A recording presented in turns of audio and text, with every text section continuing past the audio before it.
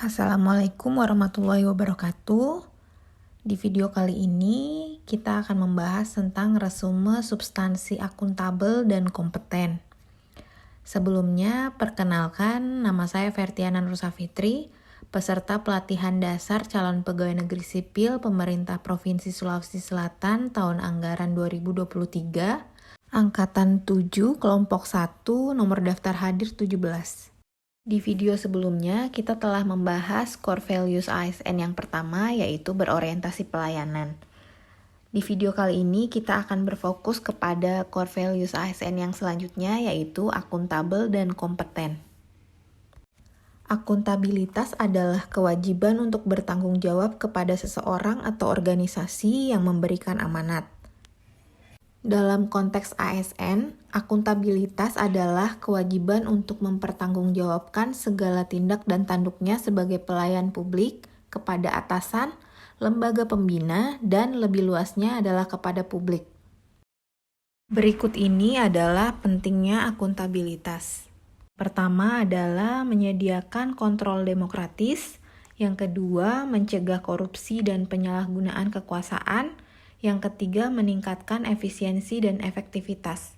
Untuk menciptakan lingkungan yang akuntabel, diperlukan faktor-faktor pendukung seperti yang ada di bawah ini. Yang pertama adalah kepemimpinan, yang kedua adalah transparansi, yang ketiga adalah integritas, yang keempat adalah responsibilitas, yang kelima adalah keadilan, yang keenam kepercayaan, ketujuh keseimbangan, 8 kejelasan, dan yang terakhir adalah konsistensi. Alat akuntabilitas Indonesia yang pertama adalah perencanaan strategis atau strategic plans yang berupa rencana pembangunan jangka panjang, menengah, dan tahunan, rencana strategis untuk setiap satuan kerja perangkat daerah, dan sasaran kerja pegawai untuk setiap PNS. Yang kedua adalah kontrak kinerja. Semua pegawai negeri sipil tanpa terkecuali mulai 1 Januari 2014 menerapkan adanya kontrak kerja pegawai. Kontrak kerja yang dibuat untuk tiap tahun ini merupakan kesepakatan antara pegawai dengan atasan langsungnya. Kontrak atau perjanjian kerja ini merupakan implementasi dari Peraturan Pemerintah Nomor 46 Tahun 2011 tentang penilaian prestasi kerja PNS hingga Peraturan Pemerintah terbaru Nomor 30 Tahun 2019 tentang penilaian prestasi kerja PNS. Ketiga adalah laporan kinerja berupa laporan akuntabilitas kinerja instansi pemerintah atau LAKIP yang berisi perencanaan dan perjanjian kinerja pada tahun tertentu, pengukuran dan analisis capaian kinerja, serta akuntabilitas keuangan. Kompeten adalah mampu melakukan sesuatu dengan baik. Kompeten merupakan keterampilan yang diperlukan seseorang yang ditunjukkan dengan kemampuan melakukan sesuatu dengan baik dan dapat memberikan tingkat kinerja yang memadai atau tinggi dalam suatu fungsi pekerjaan yang spesifik. Kompetensi merupakan perpaduan aspek pengetahuan, keterampilan, dan sikap yang terindikasikan dalam kemampuan dan perilaku seseorang sesuai tuntutan pekerjaannya. Standar kompetensi ASN yang pertama adalah kompetensi teknis yang diukur dari tingkat dan spesialisasi pendidikan, pelatihan teknis fungsional, dan pengalaman bekerja secara teknis.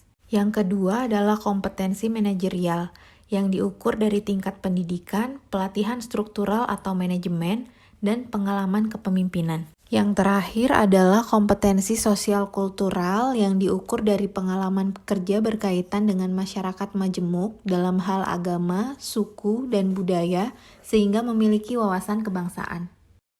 Berikut ini adalah cara untuk meningkatkan kompetensi diri. Yang pertama adalah merubah mindset, yang kedua adalah belajar dengan heutagogik, yang ketiga adalah memanfaatkan sumber keahlian pakar, dan yang terakhir adalah melakukan jejaring formal maupun informal.